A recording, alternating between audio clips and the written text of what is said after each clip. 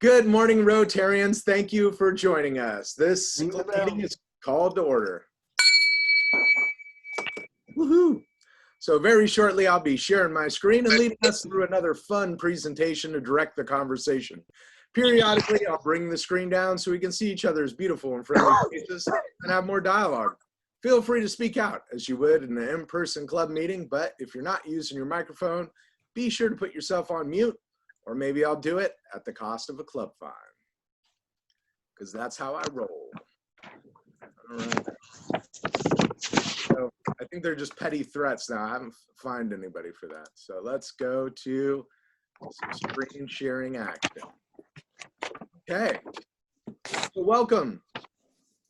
Welcome to the Fortuna Sunrise Rotary Club meeting for September 30th, 2020, volume 14 of my presidential year. We have an amazing Rotary Club, and I am so thankful to be a part of it. Bring down the screen share for a second, and we'll do some introductions of guests. This morning we have our program, Shari Ranney. She's here. Say hello to Shari. Thanks for joining us. Shari. Morning, Shari. Thanks for having me. Appreciate it. We have Daniel Milich is here to join us. Say hello to Daniel. Morning, Daniel. Morning, Daniel. Morning, everybody. Thanks for having me. Are they both from Petaluma? No. Daniel's from Fortuna, I believe. And Correct. Daniel, you're the owner of what company? Tell us a little bit about yourself, just real shortly here. Put you on the spot. I'm the branch manager of Security Lock and Alarm that we merged with Homes a year or so ago. Okay. All right. Thank you so much for joining us. And then we also have Don Winterholm, our good old friend. So say hello to Don. Getting older by the day. Yeah, and less dairy. Okay. Less Harry. All right. Same Harry. Oh boy. Here we go. Back to the screen share. Cool. All right. So at this time, we typically be doing the flag salute, but to save us all seeing everybody's stomachs as they stand up and salute the flag. Hey, whoa, I'm getting an email. Let's get rid of that. Hey, okay. We will do a little American history lesson. So did you know that on this day in 1986, there was a rare occurrence where both Democrats and Republicans set aside their political differences to introduce a sweeping tax reform legislation. So I thought that that was a nice little gem in lieu of election madness to talk about lack of divisiveness and coming together. So pretty cool stuff. And for our next slide here, we'll go to our inspirational message from Rotarian Scott Downey. Scott. Yes, after watching the some of the, I should say, free-for-all there on the television last night, I was depressed. But in any event, I scribbled a line or two here. Welcome to the Rotary, club. like America, is built upon and embraces many diversities to define and enrich itself. Now, in this year of layered threats from local fires, widespread social unrest, and pandemic plague, please let us together bind up these challenges in our strong Rotary embrace of service above self. Very nice. Thank you, Scott. All right, and let's see, back to the screen share. Powerful words, I appreciate it. Okay, and four-way test this morning will be Ken Howby. Ken, take it away. Is it the truth? Is it fair to all concerned? Will build goodwill and better friendships and will be beneficial to all concerned. Woo! Well done. Without missing a beat there. Very well done. Thank you, Ken. I can read pretty well. Great job. All right, let's keep moving on here. Upcoming events.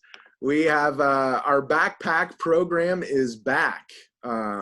Backpacks are back. So that is where we fill up backpacks or usually paper bags with food, and we send it home to deserving families in our area that might have a food shortage at home. Steve, do you have any additional words to add to that, or is that a good synopsis for the moment? It's a good synopsis. Just one quick mention. It was going to start today. It has now been set back by Food for People until next Wednesday. And so Wednesday will end up being our backpack packing day. And I'll give more on that next Wednesday in our meeting. Beautiful. Thank you so much, Steve. All right. We also have our district governor's visit. That'll be coming up the 14th. So it's 2 weeks from today, not next week, but the week after. And the day before that at 6 p.m. via Zoom, same link, we'll be having a meeting with the board. And hopefully we can get our past district governor, Aaron Dunn, there as well. That would be October 13th, 6 p.m. via Zoom. And if any additional club members would like to come and be a part of the conversation, you're more than welcome. Okay. And then we also have World Polio Day, October 24th, where we'll be doing a purple flamingo flocking event. And if you're not familiar with it, basically our Rotarians will be dropping flamingos in people's yards, and they'll have to pay to get them out. I sent out a form, a survey kind of thing, to see how much you wanted to get involved.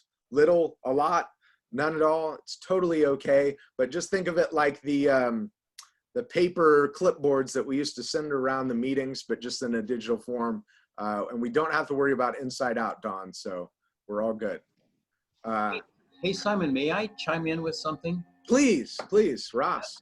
I was thinking about something as I saw that form come by, and it says, would you like to have your yard flocked? So my thought, oh, wise past presidents, my thought, what if the person who was a Rotarian and had their own yard flocked, what if the money they gave to polio went to Polio Plus and their foundation points? Yeah, sounds like a slam dunk to me. If you're a Rotarian and you donate to this Purple Flamingo Day, we'll give you your points to Polio Plus, 100%. Agreed. Yeah, great idea. Thank you, Ross. And President Simon, I just want to say that I am glad that through Zoom we have finally resolved the inside out, outside in conundrum once and for all. Now it's just a free for all. we can all be writing our answers simultaneously, and it'll aggregate right into that form. Amazing. Is Mary with us? I didn't think I saw her on there, but let's do a quick check. No, you know what? I'm going to pull down the screen share. Has anybody had a birthday maybe, or an anniversary in the last week since we got together? Feel like fessing up? Oh, Somebody. it doesn't look like it. Okay. There's a fine. There's a fine. There's a fine ringtone you've got on your phone there, Herb. No. Oh, it's a robocall. Do you want it? No. I can forward it to you. No, thank you. All right. Well, we'll go back to it. Just remember, if you did have a wedding or an anniversary, fine's going to be double if we have to do research on that thing. Okay. Hey, President Simon. Simon, Yes. someone else spoke and I spoke. Why don't they go first and then I'll go? Maybe Okay. Was that Pete? I got my hand raised. I don't know how to do it Zoom. Yeah, I had a birthday last Monday. Woo! It was a great celebration with my immediate family, and so Happy so birthday. I'm in it. I wasn't at last week's meeting, but $5 to the cause, I guess, and so Yeah. for my birthday. Super. We appreciate it. And we'll get you a candy bar one of these days. I think we're going to have to buy 2 or 3 boxes when we get back together. Sounds good. Thank you. You're very welcome. Thank you, sir. All right, let's get back to our program here. So, awesome. Yeah. So being in arts education and, also working with professional artists. Oh, somebody got an announcement? No? Okay. I've been doing this theme of my year where we introduce an artist each week or a type of art, and we kind of go in a little bit more detail. And this week we've got the art of Paula Scher. So probably so far out of all the artists I've shown, this one's definitely one that's really near and dear to my heart. One of my first professional art careers was painting signs, and this is a woman who loves type. Paula does amazing, amazing work, and hopefully I'll be able to sell the fact of how awesome she is. Well, she began her career as an art director in the 1970s and early 80s with her eclectic approach to typography, becoming highly influential. In the mid-1990s, her landmark identity for the public theater fused high and low into a woolly new symbology for cultural institutions. And her recent architectural collaborations have reimagined the urban landscape as a dynamic environment of dimensional graphic design. So Cher has developed identities and branding systems and promotional materials, environmental graphics, packaging, publications, design for a broad range of clients. Let's just name a few, just a few here. They include Citibank, Tiffany & Company, Bloomsburg, Microsoft, Bosch & Lomb, Coca-Cola, Shake Shack, Perry Ellis, Museum of Modern Art, the Sundance Institute, the Jazz at Lincoln Center, the Metropolitan Opera, the New York City Ballet, the New York Philharmonic, the New Jersey Performing Arts Center, the New York Botanical Garden, the United States Holocaust Memorial Museum, the Philadelphia Museum of Art, and the Robin Hood Foundation. And why not add in the New York City Department of Parks and Recreation, to name a few. So this woman has been incredibly busy in her career. We've got the Windows 8 logo that she designed, as well as the Citibank logo. She did, early on in her career, she did some album covers. She kind of shudders to think that she'll go down as being known as the woman who designed the Boston album, which I would assume a lot of us Rotarians might have a copy of that record laying around, but classic album. She thinks one of her worst pieces of artwork, but it was really directed by the client, had some spaceship vibe, and the big hit off that album was More Than a Feeling. But she also had a little bit more creative control in some jazz albums that she worked on, stuff for Earl Clue, where she did these just blow up photos of like eggs and footballs, and the one that I've got example of here is matchsticks. They're just really gorgeous. And then example of what do you call it, the posters for the public, which was public theater in New York. So really cool stuff, super exciting. I had a really hard time just picking a few pieces of artwork to show y'all.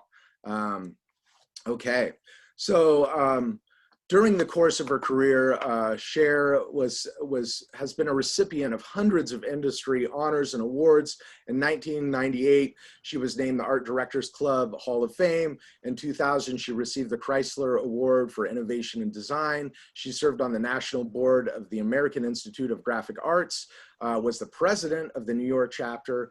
She was awarded the profession's highest honor with an AIGA medal in recognition of her distinguished achievements, contributions to the field. And in 2006, she was awarded the Type Directors Club Medal as the first woman to receive that prize. And in 2012, she was honored with the Philadelphia Museum of Art's Design Collab Award. In 2013, she received the National Design Award for Communication Design. And in 2019, she was named an SEGD Fellow. So holy moly, she's busy. And I thought right here, once again, being in education, I thought I'd show some great examples of some artwork, typography artwork that she added to the First Endeavor Middle School, where she's put these big blow up, very colorful words throughout the school. Many minds on a mission. Education equals freedom. Education equals possibility. Education equals choice. Team and family, right? Putting in these words to kind of empower people as they walk through the halls of the school, making it less like just a cold stone and steel building. And lastly, we're going to go into our final slide here, where we'll ask a Rotarian to critique, discuss, interpret the type of medium. And this morning, I'm going to call on Rotarian Jeff Nelson. You with us, Jeff? I am now. Yeah. Well, thank you. You know, anybody who knows me, and given my career was as a civil engineer, which doesn't exactly live in the creative side of the brain, I've kind of been dreading this moment. But there is one thing that I think what you've brought to us, Simon, probably tells us more about your taste in art, because there are always very bright colors, a lot of use of red on virtually every artist you've brought to us. So I think we've figured out a little bit how you see art. In terms of this picture, well, this is one of those things where my eye just doesn't, my brain just doesn't work well with this kind of thing. There's just a little too much, doesn't really give you much to focus on. So. Yeah, no, that's a great observation, Jeff. A lot of her stuff can be really clean and minimalist, but then she got into this phase later in her life where she started painting maps, and she would hand letter all of the words on the maps, and obviously all the states and country lines or whatever, streets. It was all hand lettered. And it was kind of hearkening back to when she first started in the industry, when computers weren't dominating it, right? And you would have to hand letter all of your stuff. So very busy, way more of like a passion project than something where she does something for a client where it's got to be very clean and modern and sleek. But they took these paintings that she did and blew them up very huge, and draped them along all the walls and kind of decorated the illustration. But that's a great observation. That is a little busy. This is definitely some of her more busy stuff, and art is subjective, right? Certain art appeals to different people, and you've got me pegged about the red thing. I definitely love to throw red into work, and it definitely attracts me. Red cars are supposed to get more tickets, I believe, right? Statistically, because they catch your eye. Awesome. Well, that was pretty good, although it kind of petered out at the end. Jeff, how about a $10 fine for that? That's fine. Critique. All right. Thank you, sir. All right. Let's go to the next slide, shall we? Little game I like to play called Guess the Artist. Let's see here. How about Sal Kenichi? I don't think you've played this game yet. You with us still? Yep. All right. So, you know, these Guess the Artist games are fishy. Fishy as a barrel of pickled herring. But Sal, can you tell us which one of these art pieces was done by Keith Haring? So 1, 2, or 3? Oh boy, never heard of Keith Haring, and I don't see anything fishy on there really, but number 2 kind of looks like some kind of Warhol thing. Number 1, man, I don't know, that looks like a Sports Illustrated cover or something. So I'm going to go with 3. 3. Ooh, you are correct, sir. Wonderful. After 2 weeks of socking y'all out, somebody got me. Good job there. No fine today for Mr. Sal Kenichi. Give it up. Yeah. Well done, Sal. Woohoo! You bested me. I love it. I love it. Let's see. Weekly recognition. I kind of asked this question already. I'll bring down the screen share for a second, but anybody have anything they want to share before I recognize a Rotarian this week? Any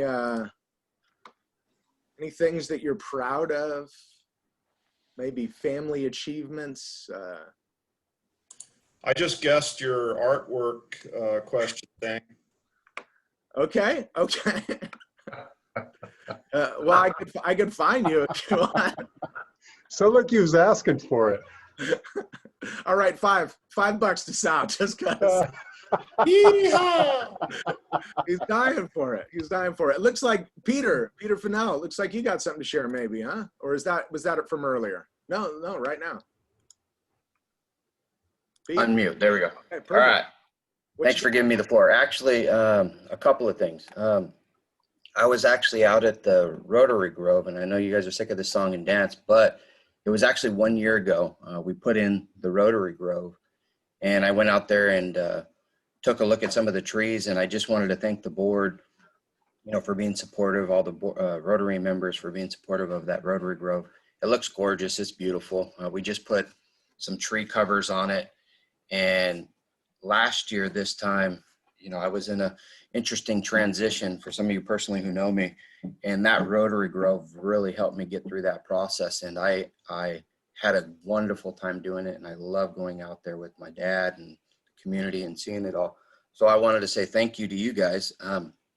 And I am not in the Century Club, but I wanted to join the Century Club just to say thank you to all of you for doing that. So Ross or Bob, how close am I to the actual Century Club? Because I wanted to join that membership today. Well, at this moment in this Simon's year, you have been fined exactly $5. Wow. Wow. So a big whopping thank you to everybody. And I'm going to take that 95 jump to get into the Century Club just to get it in there. And I'll be coming by Redwood Capital Bank later on today to catch up on my dues and then catch up on everything. But also, I don't know if you can see it through my screen, but it's October, so Breast Cancer Awareness Month. So today on Wednesday, every Wednesday, I'm going to wear, for all the women out there, wear pink. So thank you, Simon, and the floor back to you. Thank you, Pete. That was a touching story. It's, you know, service is one of those things, you know, you do it to help other people, but the feeling that you get inside, you know, like you were sharing, working through something that might be going on in your life. Service is such an important part to our life, and as Rotarians, it's near and dear to all of us. So it's just really touching to hear a story like that. Thank you so much for sharing and for joining the Century Club. I guess the next time I pick on you, Pete, we're gonna have to put those fines towards somebody else, huh? That's right. It's like rubber. It bounces off me and goes right back to one of you. Beautiful.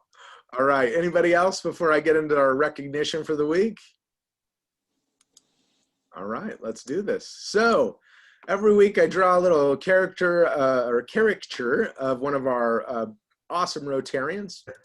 And then I talk a little bit about them, or maybe I relate them to kind of some symbology that I throw into the illustration. And this week, our featured Rotarian is going to be none other than the one, the only, Chris Broadstock. Chris, if you're out there, thank you, sir. Look at that dapper illustration. So I'm going to sum up Chris with 3 words: winner, brother, and husband. Let's continue on. All right, winner.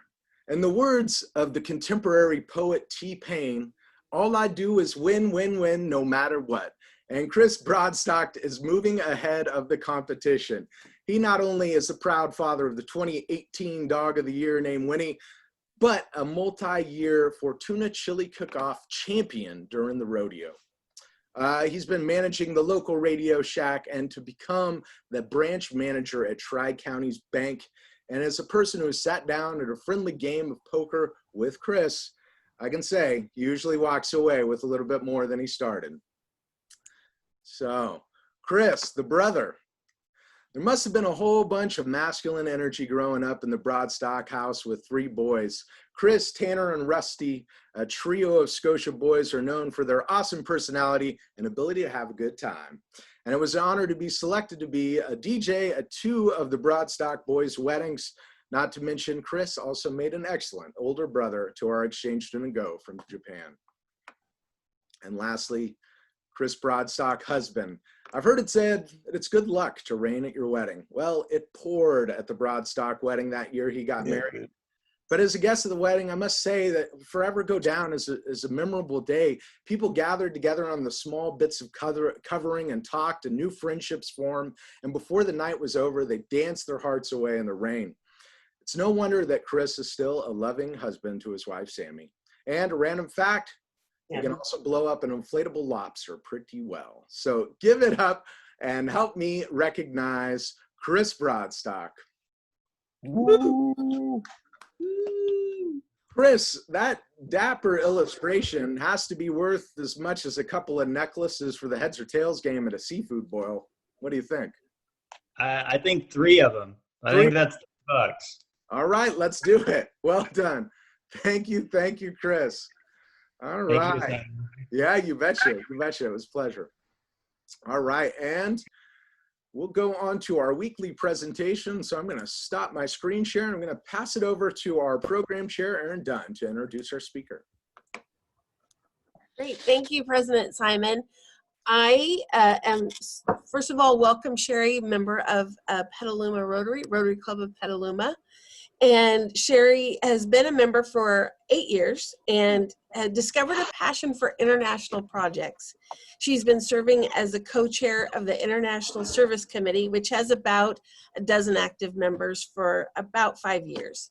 She sees her participation in global grants as a way of giving back to those in need. It's also an excellent way of bridging cultural divides. During her working career, she was fortunate to have many travel opportunities and developed a love of traveling.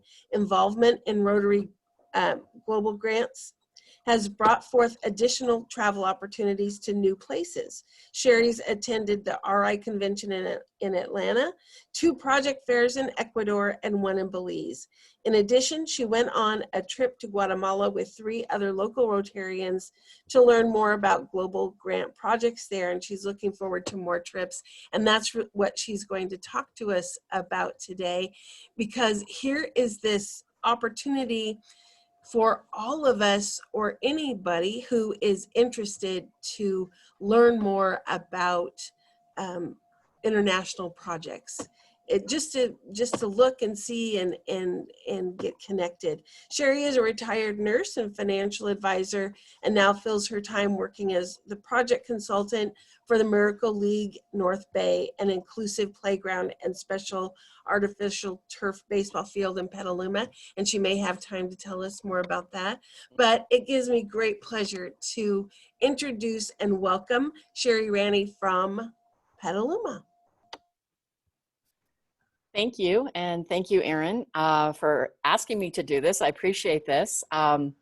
I also am in awe of Simon's technological expertise in PowerPoint and artistry. I am not any of those things, so I've never shared my screen before. So I've made a basic PowerPoint, and I'd like to share that to walk through. Also, I am not, this was kind of short notice. I'm not at home right now, so I didn't have access to all my photos. So the photos I do have with me are on Guatemala and Belize, but I'll talk about Ecuador as well. So anyway, let's try this. If I do that, and then I do that.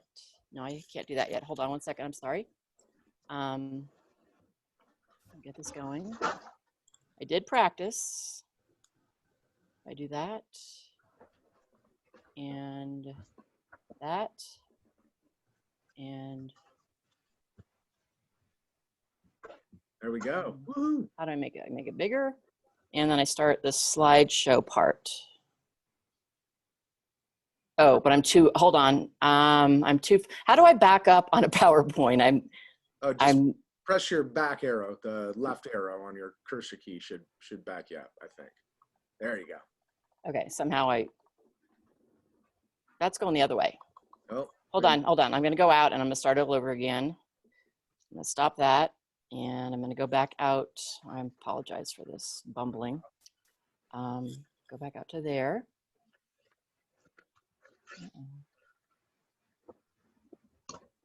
There.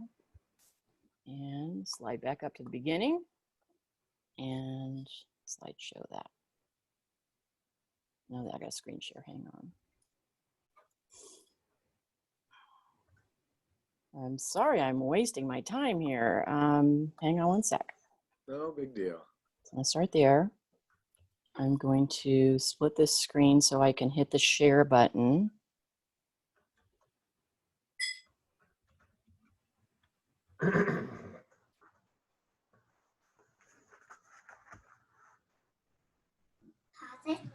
Go back there, share that.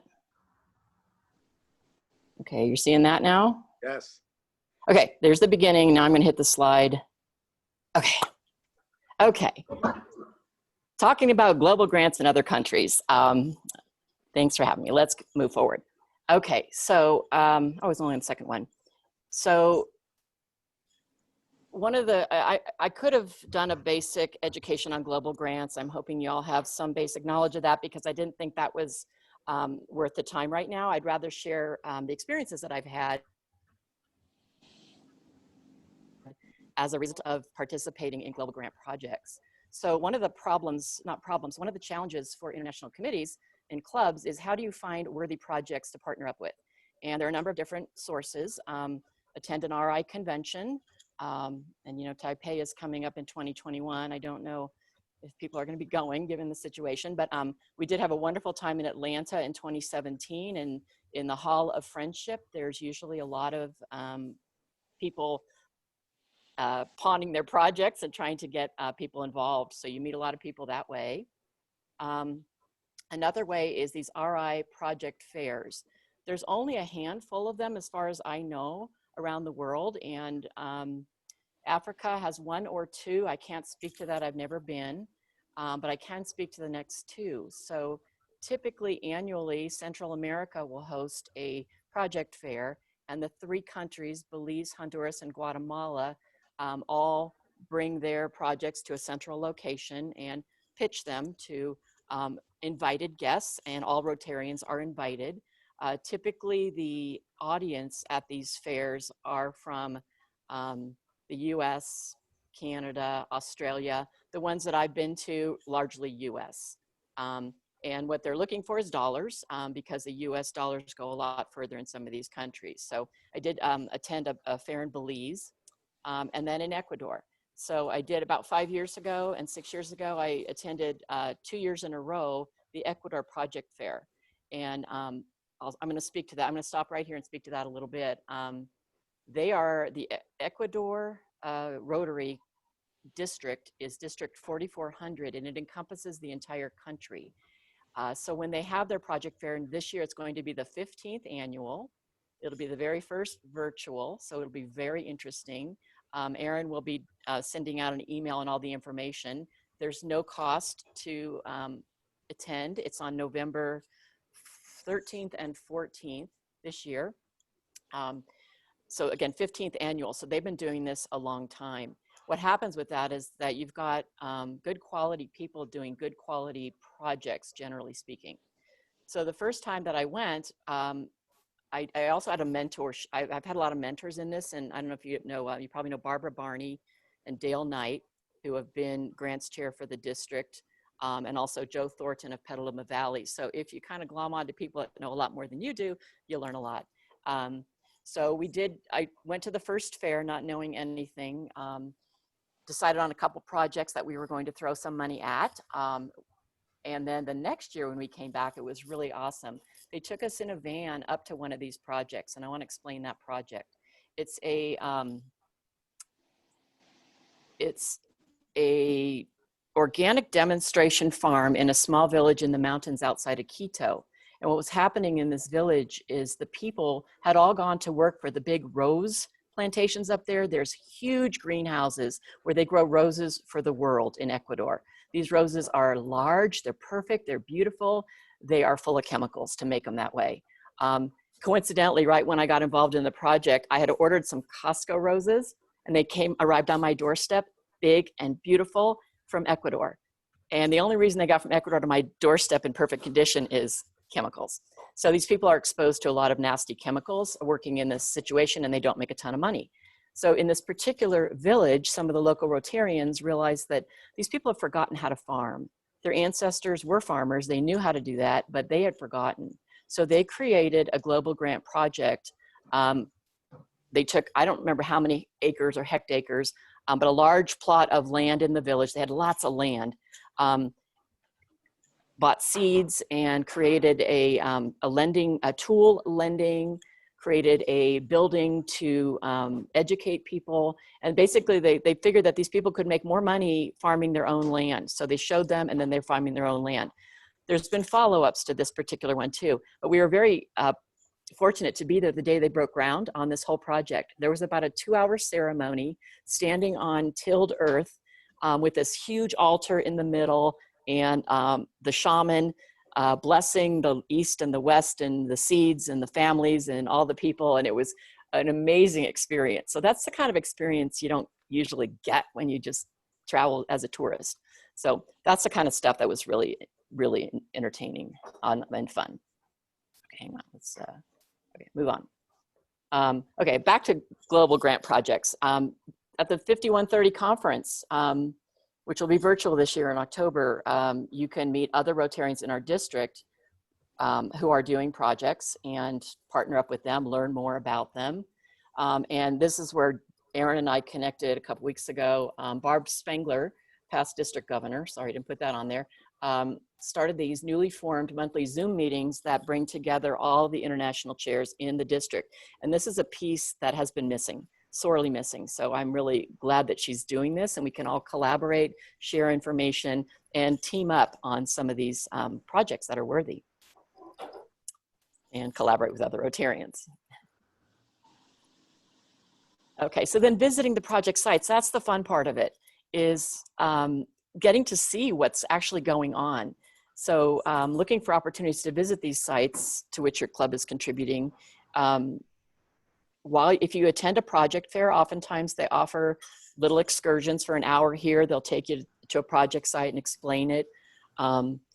Joining members from other clubs on trips to project sites. So I know, for example, Petaluma Valley is very involved with Ecuador, and Uganda and Tanzania, and members of that club regularly go. You could join them in one of those trips, which is what I plan to do soon. Haven't done that one yet. Or other opportunities. So after I attended the Belize Fair with one other Rotarian from my club, we decided to support 2 different projects in Guatemala. And you'll see that those are the pictures I have handy now, so I'm going to show you those photos. And after that project fair, one of the organizers of these projects reached out and said, hey, every January we do this 8-day trip. We take you all over to the projects in Guatemala. It was the most amazing trip ever. So that's what we're going to talk about. And it's an E-Club of Lake Atitlan. Okay, so now we're in Guatemala in the highlands at Lake Atitlan, and I'm supposed to have a little, I couldn't figure out how to get that little mark over the last A correctly, but Lake Atitlan is a beautiful lake at elevation, 6,000 feet or so in the highlands of Guatemala. It is beautiful. It is also uber polluted. And the reason being, in this region, there's about 400,000 indigenous Mayan people that speak about 36 different languages and live in many different small villages. And as you can see, the terrain is a bit challenging. The roads are a bit challenging. And these people don't have access to clean water or sanitation or electricity. So the 2 projects that we are involved in bring those necessities to these villages one at a time. So the first one is saving the lake. So it's providing clean drinking water and sanitation for children. In one of the villages that we saw, you see a huge sewage pipe that is dumping into the lake. And on the other side of the little bay, you see a water pump where they're pumping water out and up and to be used for drinking. So it's all in this one little bay. You have both sides of that. So they've had a lot of blue-green algae blooms, et cetera, toxic kind of situations. So trying to bring clean drinking water. That's me on the right, obviously, and some of the kids there. One of the things I would say about the Guatemalan people that we met, everybody was so friendly and so nice and so happy to see us. And also the children are all quite stunted in their growth because they don't have access to good nutrition. So there's a lot of different entities that are working to improve the lives up there. So there's a daily nutrition program in the schools. Okay, in order to do a global grant, it's imperative that you work with local leaders. I want to talk a little bit about the man in the middle. His name is Bruce Clemens. He is a member of the E-Club of Lake Atitlan, but he resides in North or South Carolina. I'm not sure. Anyway, so he's the one that led us on this whole journey. It was very fun and amazing. So about 50 years ago, maybe, he was a student at Columbia University, went to Guatemala on vacation, fell in love with the people in the land, and was trying to figure out what he could do to help. So he formed an organization. These are two locals. This young gentleman here is the head of the community. This is him again, and that's Bruce. So this gentleman here, if you see his red and white striped jacket, each village in this highlands has a specific cloth that is for their village. It's woven there, and the men wear jackets of it and the women wear skirts. So each different village has a completely different motif on their clothing. So you can always tell where they're from. Okay, let's go back. So this is, again, you can see the lake in the background, absolutely beautiful. When we came, they performed a blessing ceremony for us for health and happiness. And here's the shaman lighting hundreds of candles in the middle of a special circle. There was marimba playing. There was fireworks going off loudly. And it went on for about an hour and a half. And it was absolutely fantastic to be there. And he went along and blessed everybody that was in the circle. When I was talking about working with locals, oftentimes you'll have nonprofit or other NGOs that are involved with Rotarian projects. And this Agua del Pueblo, or water of the town, this was the NGO that Bruce Clemens and his friends started 40 plus years ago once they visited Guatemala. And Por un Pueblo sin sed, again, I don't really speak Spanish, but I did look that up. So it's for a town without thirst. So oftentimes you'll have these collaborations. So that's the project there. The first iteration of the Save Lake Atitlán was able to provide sanitation and water to 3 of these villages in the remote top of the highlands. And we were visiting all those and the schools and seeing the sewer that they did and the toilets that they put in and the wells that they dug. And each, as you can see the terrain, and somebody said they're an engineer, the terrain provides very challenging scenarios, and each one is different. And it was fascinating because these guys are engineers that we were with. So they were solving problems as we went along and meeting with community leaders and meeting at schools. So we got to be part of all that, which was very exciting. Now this next project is Mayan Power and Light. And here we have John Barry, who has an NGO called Appropriate Technology Collaborative. And he is also he's a E-Club member. He lives in, I'm forgetting right now, in the States, forgetting exactly where he lives, Ann Arbor, Michigan. Anyway, so he started this NGO and does projects all over, but this particular one in Guatemala, he has taught them how to buy and install these solar panels. So these are big ones on top of a training center where they train all these people. This particular project has won great awards and in the pilot, and now they're doing a Rotary Global Grant, and our club is participating. And the idea of the grant is that they train Mayan women, not men, just women. They train them in electric circuitry, how to set up these smaller panels, salesmanship, business incubation skills. They give them all kinds of great skills at this training center, which you were just looking at the roof of. And then they go out and they purchase these kits, which are small solar panels that can be easily attached to the roof of a home. And the homes are also oftentimes very crude shacks. And they do not have any electricity, as I mentioned before. Problems that causes, number one, is that their primary means of communication in that whole lake region is cell phone. Almost everybody has a cell phone, not a smartphone like most of us have, but a cell phone, and there are cell towers everywhere. Coverage was amazing, better than in my home in Petaluma. But the problem is you have to charge a cell phone. So these small panels can be purchased by a family, installed at their home. And again, these women are also doing carpentry work to install the panels. And then you can attach long cords with 4 very, very bright light bulbs. and string them up in the various rooms of the house. I actually purchased one of these and used it myself during the last power outage, which was pretty awesome. And then it also has a charging plug. So prior to that, to charge their phones, usually a child would be elected to skip school, take all the phones of the village, go to where there is some electricity and spend all day charging those phones and then come back. So this will allow them to do that at home. It will allow them to not need to buy candles to work, do their weaving at night and schoolwork and anything else that they're doing. And basically, economically, it also saves them a whole lot, because this was about $120 US to buy one of these, which seems like a lot to a small village, but they pay a lot for the candles. So this ultimately will be a cost saver and huge help. So this is a really cool project. And there's Janet Seddon of Petaluma Valley. She's finally got her light bulb going. Okay.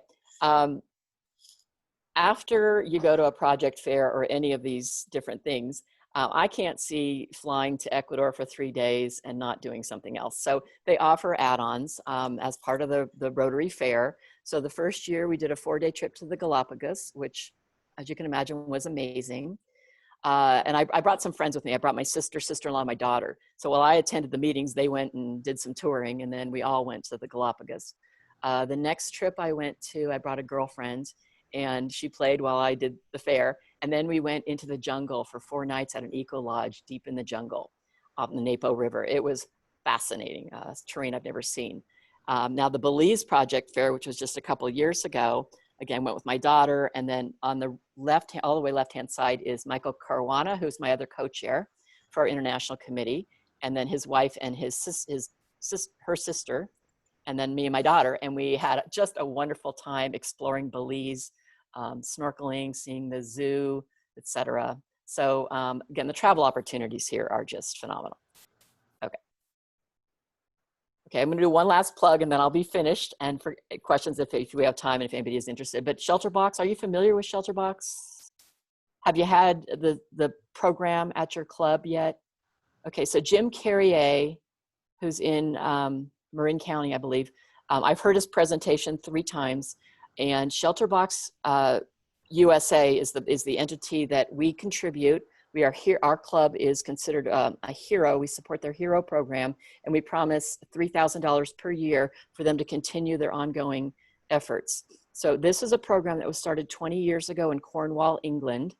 It consists of these boxes here, which contain amazing tents that will withstand snow and flooding and all kinds of weather situations, and also basic equipment. And these are deployed to areas immediately after a natural disaster or into war zones. They have warehouses all over. It's grown tremendously in 20 years. They have warehouses all over the world, supplied and ready to deploy at a moment's notice. They have teams that do these deployments, which are just amazing. So that was one of the best programs that I've seen Jim 3 times over the last 5 years, and it just keeps getting better as this program grows. So this is one I feel very proud to be supporting. Our club loves to support this particular program. Oh, and thank you very much. Anybody have any questions? Anybody have any questions for Shari? Sure, I do. Hey, Shari, something that just popped into my head when I was watching your presentation is the advancement of cell phone technology in that country. And do you know any history of how that came about? And all of the cell towers is not cheap to put up. So was that the government that put that up? And why did they choose cell phones and kind of interpersonal communication over other basic needs? That's a fantastic question. I'd be making up the answer if I was to answer it. So I may not know the answer to that. I mean, communication is key when you've got these villages, interspersed in these mountainous regions, and for them to, I think that was probably considered a real priority, and I think it's less expensive than sanitation and water for each village. You put up a cell tower and a bunch of people can access it, but the water and sanitation part is very expensive and specific to each village. So that would be my best answer, my best guess. Well, the one thing that I noticed that will also spur is other industries, just as the Rotarians are seeing that they can hook up a form of electricity for light, it's almost like inventing the wheel, and then you go from there. So that one was very interesting to me, but I'm glad the Rotarians are going down there to explore and to be able to see what they can also add with their own intellect and from their background. And it just caught me by surprise. Yeah, a lot of really smart Rotarians that care about Guatemala are doing some amazing things there. And the whole thing about the light, if you've seen any of the weavings that they do in both Belize and in Guatemala, these weavings, and I belong to the Redwood Guild of Fiber Arts. I'm not a weaver, I'm a knitter, but I so much appreciate it. And they do these amazing weavings that take days and days and days and days and days to do, and they sell them for $20. And they do this, they need to do this at night too. They need to work at night. So having this light now, I mean, they were weaving by candlelight, which just blows my mind.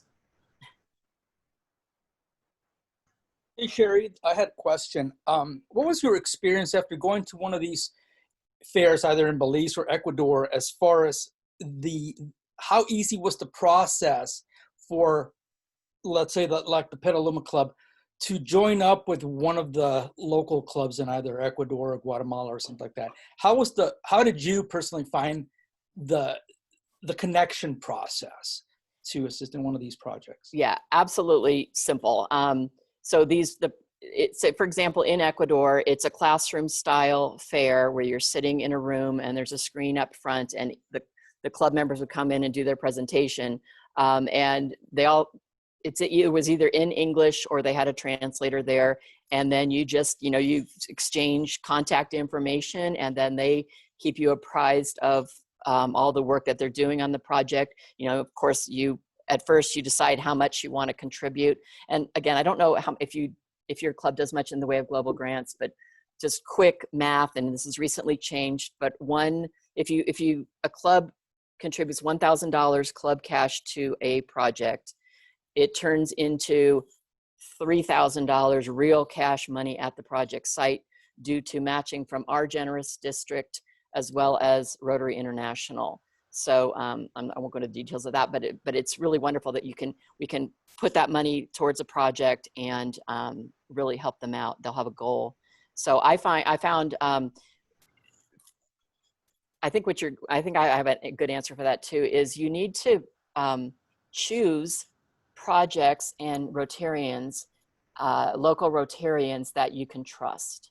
So the track record, I think I mentioned that earlier on, is important. Have they completed global grants before to the satisfaction of RI? Because there are a lot of requirements, especially along the lines of sustainability. Once the project is built, you have to have a project financially and work-wise to sustain that project, or else you can't do it. So have they actually done that? And again, there's a lot of them in Ecuador that have successfully completed projects, and you can go visit those and see them in action and et cetera. But yeah, I think, and then also the communication. So there are people that have been wonderful about communicating back to us as contributors, as supporters. And that's also something that I would look for in partnering with a Rotary Club. Great, thank you, appreciate that. Awesome. I'd like to make one more comment, is that when the host club in the country creates the project, does a community assessment of what is needed, et cetera, and they go searching for funding, the first thing they do is hook up with an international lead club, and typically somebody in the US that takes the responsibility of partnering with them. And that particular person usually reaches out to all the other clubs for funding, which is why Barbara Spangler's meeting with the district is very helpful, because we do have a number of people that are taking on that lead role within our district on certain projects. And this is now a forum for them to connect with the rest of us, tell us what they're doing, and ask for more support from them. So I know Jerry Meshalem from Sebastopol Sunrise, I believe, he was a lead on a project for water sanitation and hygiene in a Tanzanian middle school. And he was an amazing communicator. He would keep us apprised before, during, and after the project, what was going on. So those are the type of things you look for. Amazing. Thank you so much, Shari. We really appreciate you coming and talking to us about it. It's fascinating. Gosh. Thanks. Frank, what do you think? International fair sometime soon in our future? Let's do it. Well, man. I think since it's virtual this year, I think everybody should have. Yeah. And Awesome. I think they'll give us a schedule of breakouts, et cetera. So if there's something you're particularly interested in, you could kind of focus on that. And I do plan to go back to Guatemala on one of these January trips, not 2021, but maybe 2022. If anybody would like to do that, everybody's welcome. Awesome. Well, thank you again. Well, we're just about to part here, but we usually end the meeting with a drawing from the mythical, funkily painted, I think this is a mayonnaise container at one time. $130. How much? 130? All right. Let's get a ticket first to see who is the potential winner. Ticket today is Ken. Let's see, can you get there? Look at that. Ken, you could win untold fortunes. Let's see. What's it going to be? The gold ball today? Oh, no, it's not. It's a $5 fine. Woo-hoo. And the pot has still not gone out to anybody. Who will win? Tune in next week for another exciting installment of the Fortuna Sunrise Rotary Club meetings. Before we go, is there anything else that any club member wants to bring before the table about our community, Rotary in general, and just the world? Just want to thank Shari for making the trip all the way up to Fortuna to join us, and thank you for your work internationally. Yes, yes. You're very welcome, and thank you. It's my pleasure. And yeah, thanks for all the guests. Keep coming, and the Rotarians for coming to our club meetings every week. Our attendance is great, and I really appreciate you guys. It would be awkward if it was just me showing up. So have a marvelous day, everybody, and we'll see you soon. Have a great Rotary day. Thanks, Shari. Boing.